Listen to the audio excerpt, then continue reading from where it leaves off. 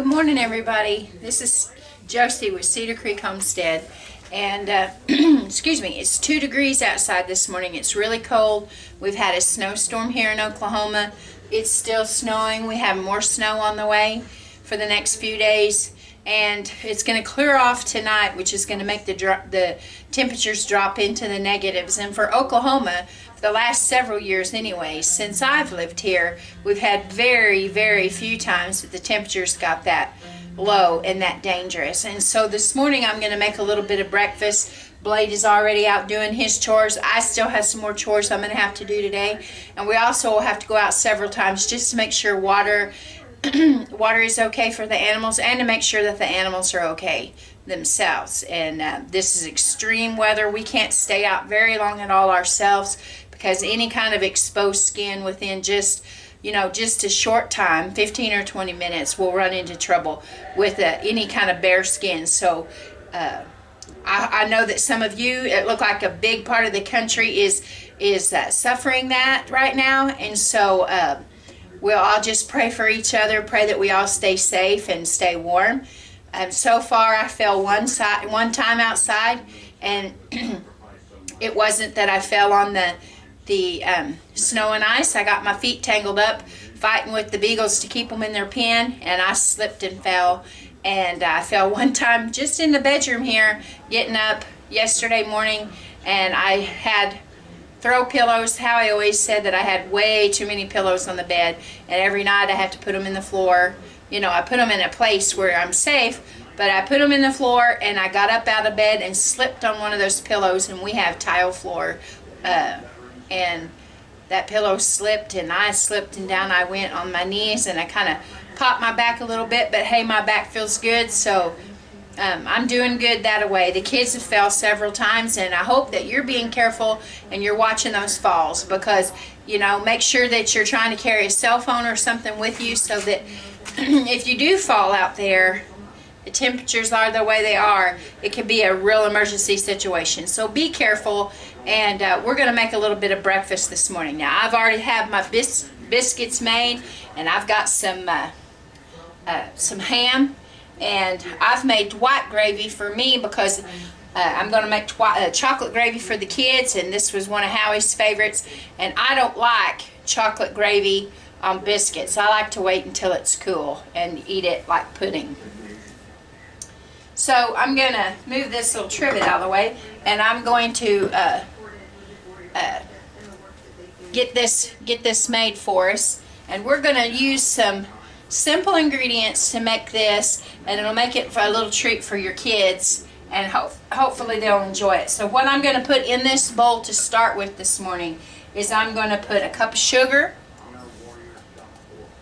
I'm going to put 2 tablespoons of all-purpose flour, and I'm going to put 3 tablespoons of cocoa right here in this bowl. And I'm going to stir it all up. Forgot to get my whisk. I'm going to stir it up, and we're going to try our best to get all of the lumps out of it as best we can before we put it in here in the pot. When I was a kid, I stayed a lot in the summertime with my great aunt and uncle, and I just adored them. And I would beg her to make this chocolate gravy. Now, when I was a kid, I thought she was making chocolate pudding. I didn't understand that it was really chocolate gravy that she was making. But I always wondered, because she would eat it just as soon as it was ready. She didn't wait for it to cool. And she always used that squeezed parquet. When I was a kid, I thought they were rich because they could afford to have that kind of butter or margarine, and we couldn't have it, or didn't have it. We had butter off the farm, and I thought that we were poor because we had to have the butter. Now it's just the opposite. Pardon me. So anyway, my Aunt Wanda, she would eat it just as soon as it was hot. She'd put some in a saucer, and she'd squeeze some of that squeezed parquet on it, and as the butter began to melt, she would enjoy it. And she'd put me a little bowl, and I would put mine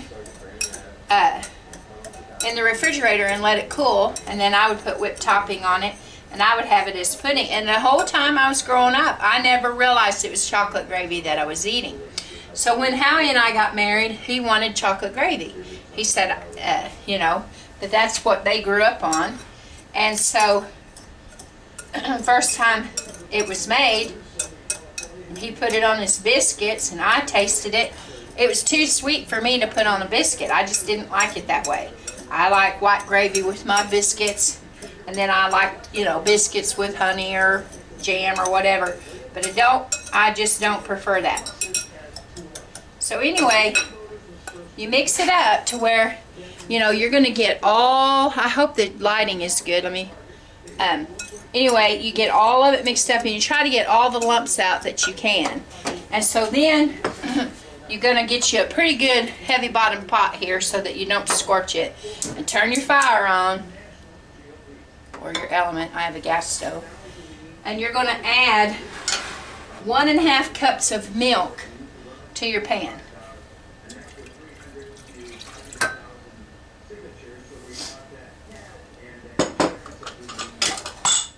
And then you're going to add this mixture to there. And because you've already worked to get the lumps out, it's not going to be as bad to try to get them. I find that the sugar is not bad, the flour's not bad, but the cocoa sometimes you'll get, you know, it'll be kind of lumpy. And I always try, no matter what I'm making, if I'm making no-bake cookies or I'm making anything with cocoa, I try my best to get the lumps out of the cocoa first.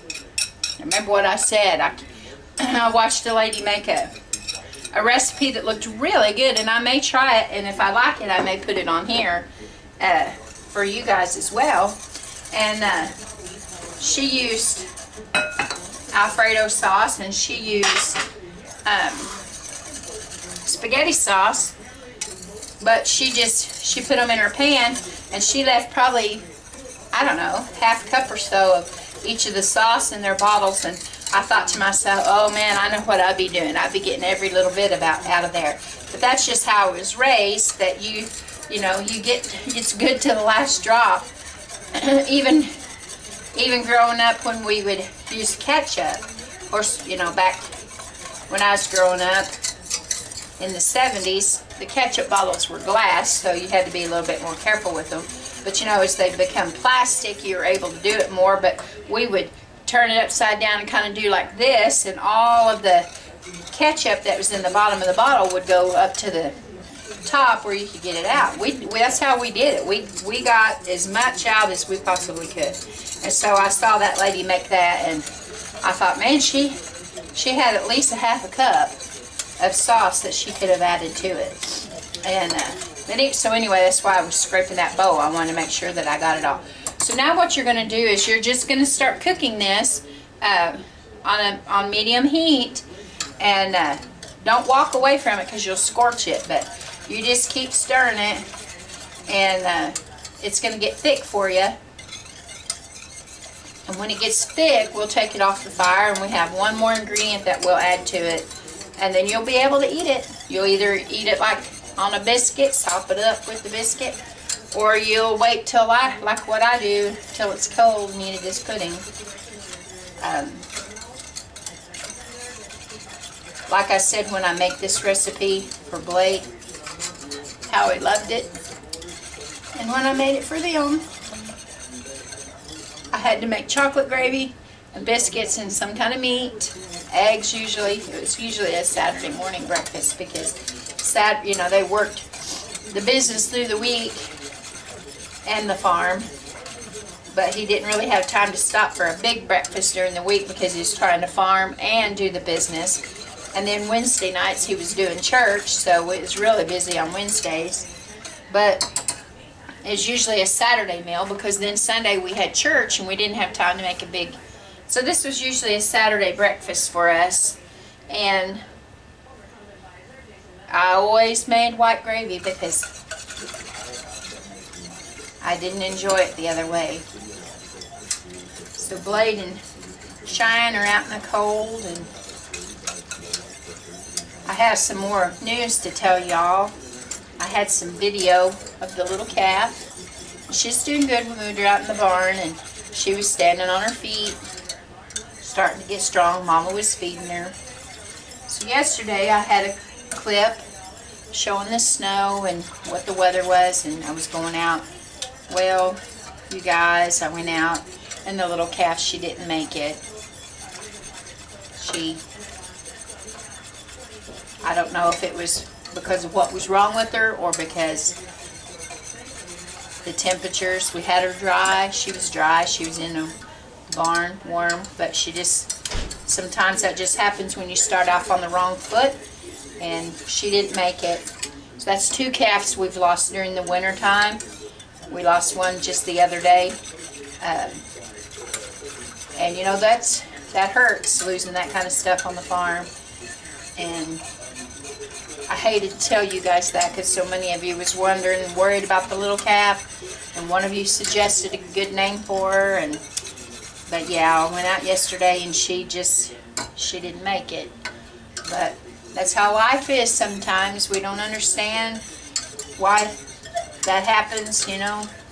But death, as much as it sounds strange, death is as much a part of the life that we live, you know. And we just have to push through. Today I'm looking at my chickens. They're up in their pen, but I have some straggler roosters that are down in another pen. They've gotten in there, and the snow's not blowing on them. And if that was the case, they'd be all right, but it's going to get negative temperatures tonight, so sometime today I'm going to have to get out there and get those roosters caught and get them put up with the other chickens and try to batten down the hatches some. Foxy is definitely an outside dog, but it's so cold. We've got him in here. He's kind of scared to walk around on the tile floors in our kitchen. I had to carry him from spot to spot. The little beagles, they get out and they go running, and I bring them back in, and we've got them in a warm spot, but I'm thinking I may have to change them to something even warmer because of the temperatures, and keep them fed and keep them as healthy as I can. They're about 10 or 11 years old, and just going to live their lives out. They were Howie's rabbit dogs, and they're going to stay here until it's time. We just let them hunt whenever they want to hunt, but it sure does run the weight off of them, and bless their little hearts, they have a heart for hunting, and that's what they want to do. And they come in and bone tired, and they come in and eat and sleep, and then they're ready to go again. Bless their little hearts. I'm kind of thinking that their time is probably near, but we just don't know. So let's see. This gravy is starting to thicken up a little bit while I've been talking to you, and almost there.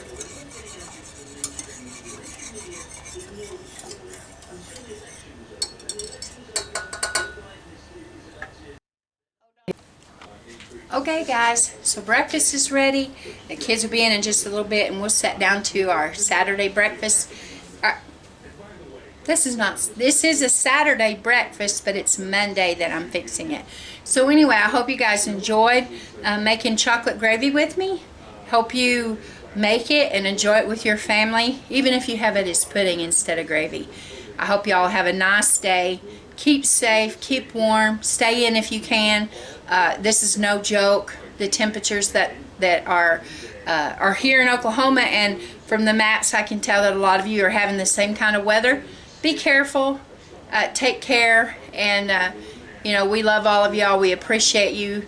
I have so many kind people that are reaching out to me, and I want to say that I thank every one of you for all of the kindness and all of the things that you do for me.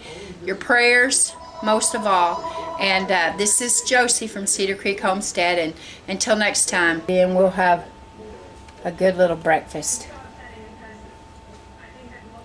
I'm kind of getting hungry myself.